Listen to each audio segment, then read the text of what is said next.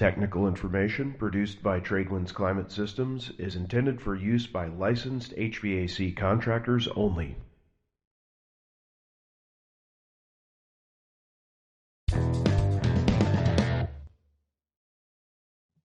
Under IPM protection, H5 is displayed on the indoor unit.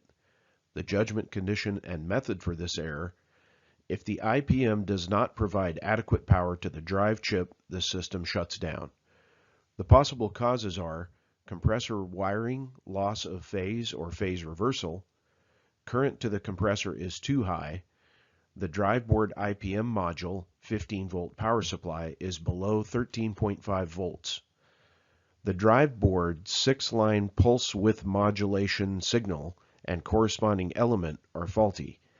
The drive board compressor current sampling element or the drive chip current sampling AD terminal is faulty, or the compressor is bad. This diagram shows the flow of power conversion from incoming 230 volts through the bridge rectifier, power factor correction module, and intelligent power module used to convert voltage and power the compressor.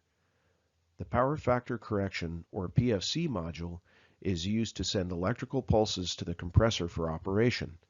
It receives DC voltage, which is usually in the range of 315 to 340 volts DC. The voltage is then split into 3 separate pulses or phases. If the module does not provide the proper pulses to the compressor, the system detects this and will display the corresponding H5 error code. The outdoor main control board is a device that monitors the operation of the PFC module. The following indicators are monitored by the outdoor main control: output voltage, output current, and PFC module temperature.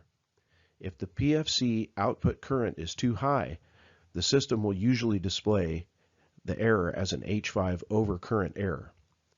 Failures in any of these indicates the PFC module is faulty and needs to be replaced. Ensure the compressor connections are tight. Power off the system and remove the terminals from the compressor. Set meter to ohms and perform a resistance test between all terminals. Use the red lead on N and the black lead on U, V, and W. All data points should read about 1 ohm. U, V, or W to ground should read open line, indicating the terminals are not shorted to ground. Inverter compressors are wound as a 3-phase motor. Values across the terminals are the same because you don't have separate start and run windings. Another ohms test: with system power off, set the meter to K ohms.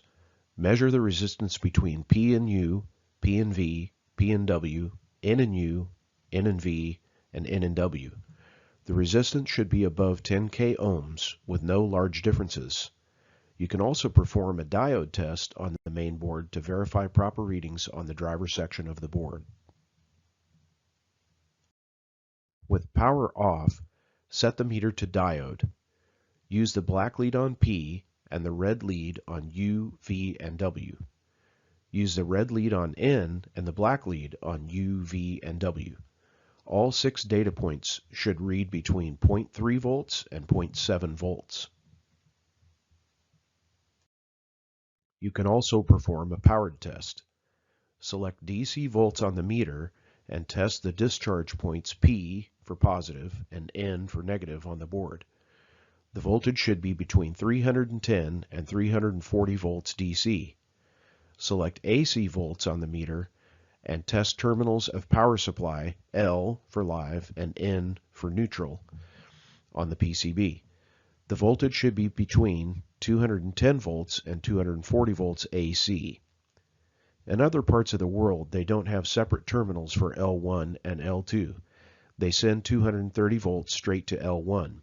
In the US, AC L1 equals L1, or 115 volts, and N equals L2, the other side of the 230 volts.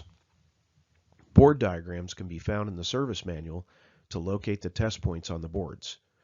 Performing the above-mentioned checks means that you have tested the bridge rectifier, power factor correction module, and intelligent power module confirming that the driver section of the board is good.